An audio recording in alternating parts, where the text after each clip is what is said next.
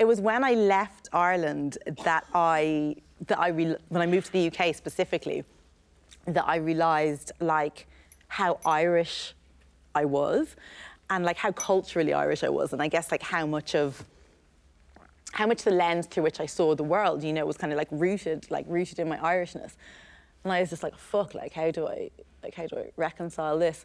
And it's been a long journey, but I've really rehabilitated, like, my relationship, like, with Ireland and, like, kind of with my own Irishness, and to the point where, like, even this summer, like, I hated Irish, I hated studying Irish, like, so much in school, as I'm sure, like, many people did, because the way it was taught to you felt like a punishment. You know what I mean? It felt like something punitive.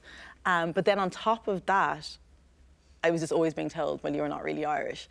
So I was just like, so why the fuck do I have to learn this language then? So that very much being my attitude towards Irish, to the point where I am now, you know, because I went to the UK, my first degree was in African Studies, was looking at the role of language in Africa and the role of colonialism on the role of language in Africa. And I started to just be like, oh man, there's, like, so many parallels with this and Irish, like, and with Ireland, which I kind of had to leave and study something else to kind of come full circle and see the connections. But to the point where I was, like, at the Gaeltacht, like, this summer, like, I went to Donegal to try and reacquaint myself, like, with the language, because actually some of my PhD research now is actually looking at the way difference was imagined, particularly, like, racial difference is expressed linguistically, like, in Irish, which is really fascinating to me.